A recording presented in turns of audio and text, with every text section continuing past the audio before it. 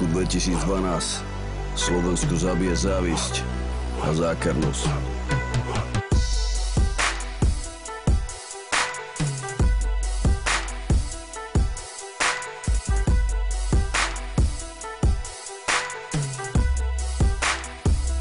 Ty si javil. Nemusím sa predstavovať, každý ví, že som boss. Niektorí ma milujú, niektorí ma majú dosť. Nemajú radi, keď im ja poviem pravdu do papule. Nemajú radi ľudí, ktorí majú na toto gule.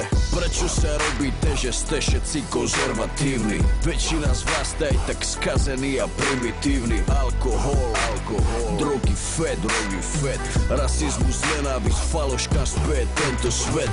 Typická vlastnosť Slovákov je ohovárať druhých. Majú komplexy, menej cennosti z úspechu druhých. Chcete ma súdiť, zrkadlo vám asi netreba.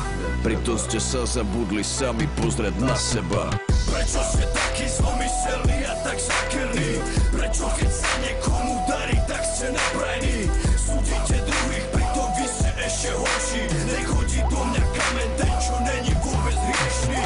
Ja som zrkadlo, ja som odraz tejto doby. Som vaše svedomie, som bosom vašej zloby. Zradili ste Boha, zradili ste sami seba. Toto sú rany do srdca, ktoré vám boli treba. Gáče mi neprajú, lebo mám love. Chcú mi zničiť moje sny, chcú ma vidieť dole. Sú nervózni, keď sa má niekto lepšie ako oni. Čakáte na výplatu, cítite sa ukratení. Ovce, treba strihať.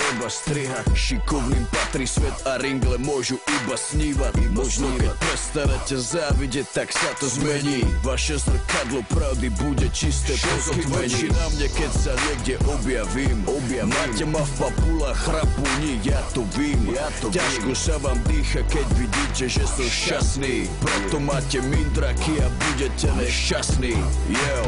Pokrytectvo, farizejstvo, okradanie i rezverstvo, zlatokopky, špekulanti, takéto je toto mesto. Pedofili, buzeranti, potraty a bordely. Ja som zlý a vy ste dobrí, navždy ste odsúdení. Prečo ste taký zlomyselný a tak zákerný?